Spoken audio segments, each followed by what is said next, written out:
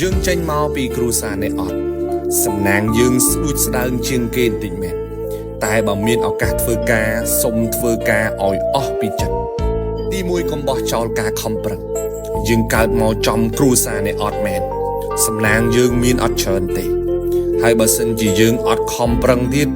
អានឹងគឺជាសួយធំមែនតើនៅក្នុងជីវិតរបស់យើងចេញពីគ្រួសារនេះអត់តែកុំបោះចោលការខំប្រឹងរបស់យើងឲ្យសោះគ្រូខ្ញុំក៏ផ្ដាំថាភ្លៀងនៅលើដំបូលផ្ទះអ្នកមានភ្លៀងនោះក៏ធ្លាក់លើដំបូលផ្ទះយើងដែរដំបូលគេធំ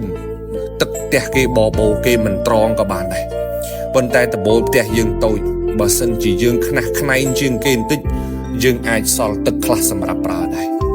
យើងចេញពីតកូលអ្នកខ្សត់សំណាងយើងគឺស្ដួចស្ដើងជាងគេទៅហើយឱកាសយើងក៏តិចតួចជាងគេដែរប៉ុន្តែបើយើងផ្ដេកផ្ដួលមិនចាប់យកឱកាសតូចទាំងអស់នឹងយើងអត់ខ្វល់ជាមួយវាទៀតអានឹងសំណាងយើងនឹងវារត់តខើយទៅទៀតឬក៏លែងមានក៏ថាបាន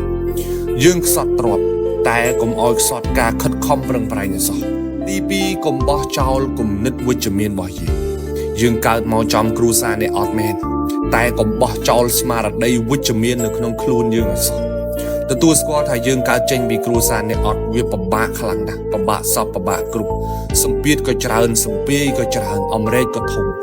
តែការគិតអវិជ្ជមានវាអត់បានជួយយើងឲ្យធូរស្បើយទេទៅចាំអ្នកខ្លះចាប់កាន់ការងារភ្លាមនឹកឃើញដល់រឿងអវិជ្ជមាននឹងចូលផ្លែតតែម្ដង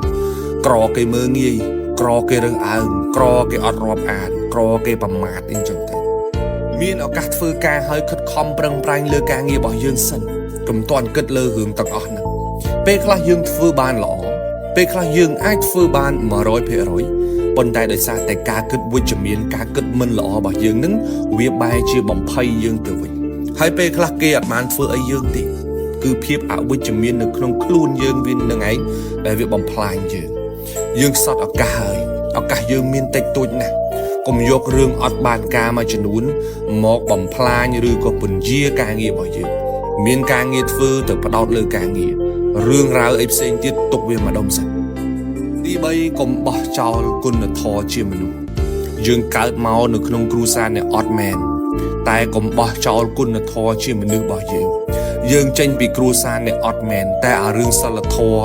រឿងគុណធម៌ជាមនុស្សនេះកុំឲ្យចាញ់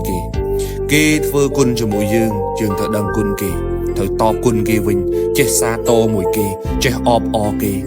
កុំឲ្យគេដៀលចរិតថាយើងខ្សត់ហើយខ្សត់ទាំងសិលធម៌មួយនៅទៀតទទួលស្គាល់ថាគ្រួសារយើងជាអ្នកខ្សត់តែមិនមែនមានន័យថាយើងគ្មានឱកាសសុទ្ធសាធនោះទេ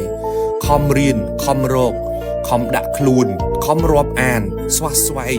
ខំប្រឹងធ្វើម៉េចឲ្យខ្លួនឯងទៅមុខទោះឱកាសយើងមានតិចជាងគេក៏ដោយក៏យើងមិនបដ ாய் ខ្លួនឲ្យផ្ដេកផ្ដួលទៅតាមប្រេងវាសនាដែរ